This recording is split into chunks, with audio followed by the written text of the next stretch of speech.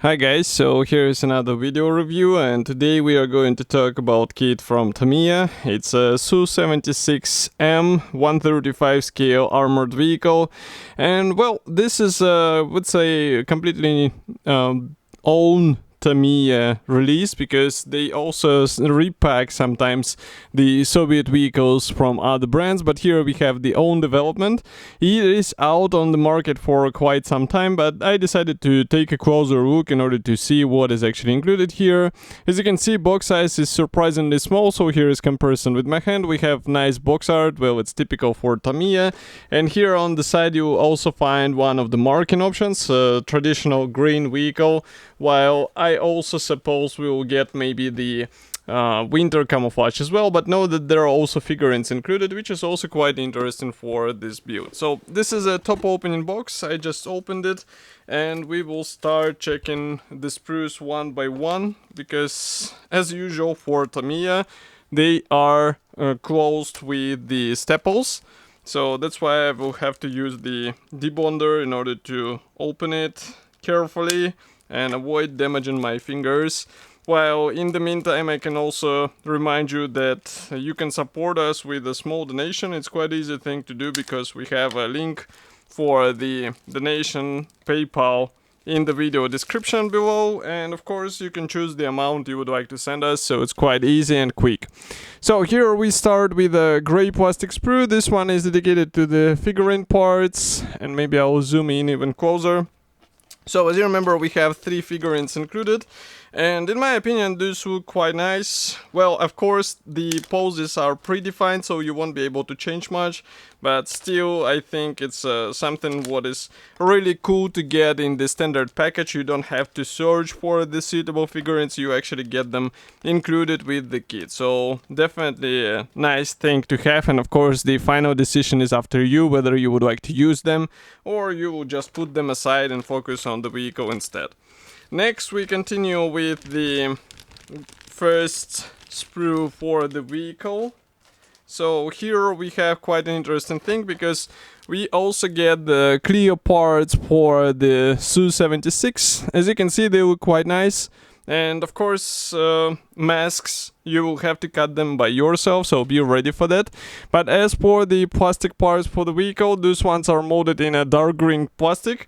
I'm not sure why Tamiya always picks up the plastic in the same color as the the camouflage or the marking of the vehicle will be, but as you can see, everything looks quite fine. And here we have the parts for the Pioneer tools. For example, in this section we also have the separate hatches, which is also cool, but keep in mind that this kit is without the interior, so if you open it, I guess it will have to be taken by the figurine maybe.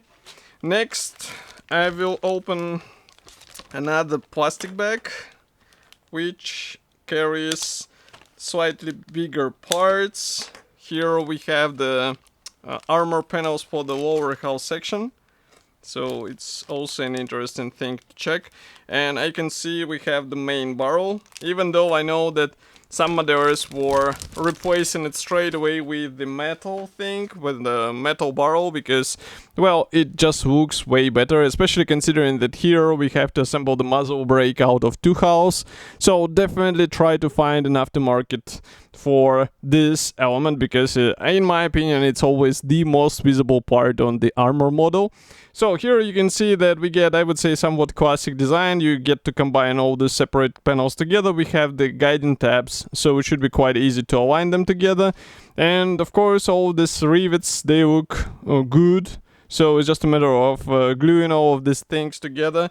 Maybe pay attention to the alignment, because it will also give you the understanding whether you are going in the right direction, or maybe something should be slightly adjusted in order to get the proper fitment. But as far as I remember, with Tamiya kits, it's usually just the shake and bake it kit, let's say, so you don't have to worry about any possible issues with that.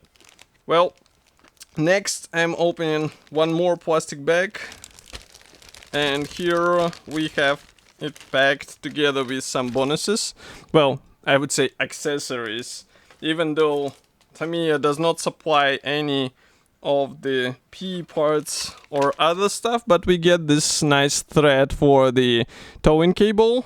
And that's not all, because we also get the vinyl polycaps. These ones will be handy for the drive sprockets, because you have to position them in the right alignment in order to house the plastic tracks, which you will see further in the video review.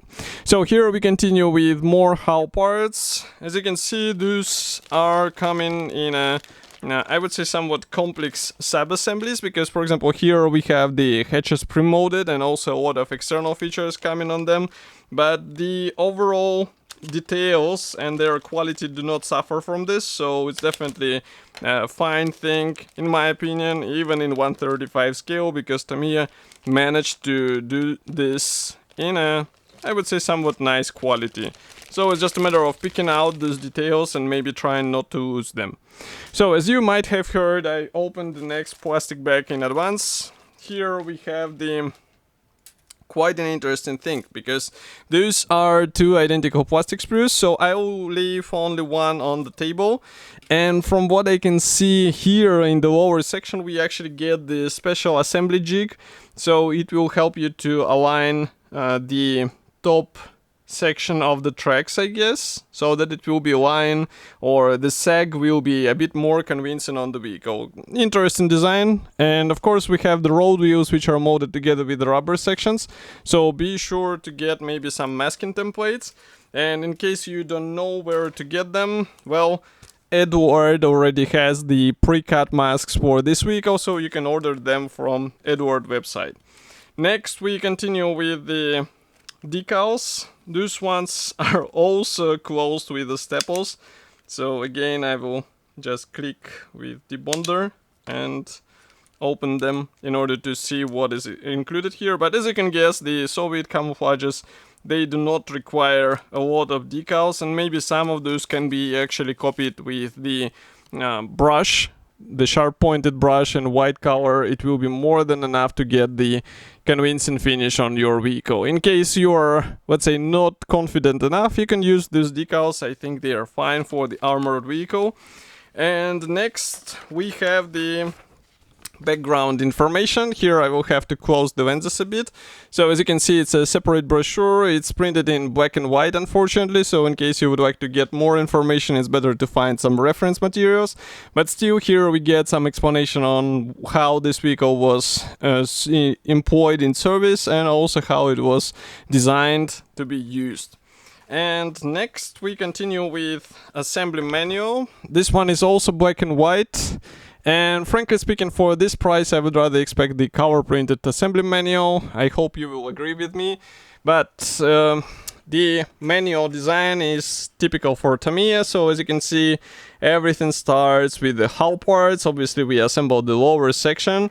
Next, we continue with the, here we have the compartment bulkheads. And also we install the armor panels with the interior details. So yes, I was saying that this kit is without interior, but we have at least some features in the fighting compartment, but there is, as you can see, emptiness in the driver's section, and manufacturer even does not suggest to open it, so it's up to you how you would like to play around this. So here we have the tracks, and that's exactly what I was talking about. You assemble the tracks and then you place it on this jig in order to have this sag as it's depicted. I wonder why Tamiya decided not to mold it as a single piece part, even though they do it in some kits, especially in 148 scale. Next we continue with Pioneer tools. Here we install the fenders from both sides, assemble the main gun, and also here we work on the breech. That's where you will have to use the polycap in order to ensure the movement of the main gun. And next we continue with attaching the recoil mechanism cover. Here we install the towing cables. As you remember, you should use the special thread which we saw supplied here in the kit. We also have some minor things for the periscopes and headlights. And of course the figurines. As you can see, all of them will be placed in the fighting compartment, but still it's quite interesting thing to add in order to give the sense of the vehicle size. Here we have the two marking options for this vehicle. well, only 2, so that's even better, I would say, reason to find some reference material. And here we have also some tips on how to work with the kit. So this model is available for quite a long time, so you can find it in any good model shop. Of course, I will be happy to hear your opinion about such a list. Do not forget to write it here in the comment section below. If you like this video, press the like button, subscribe to our YouTube channel, and I will see you in the next video review as usual. Thank you for joining me today, and bye.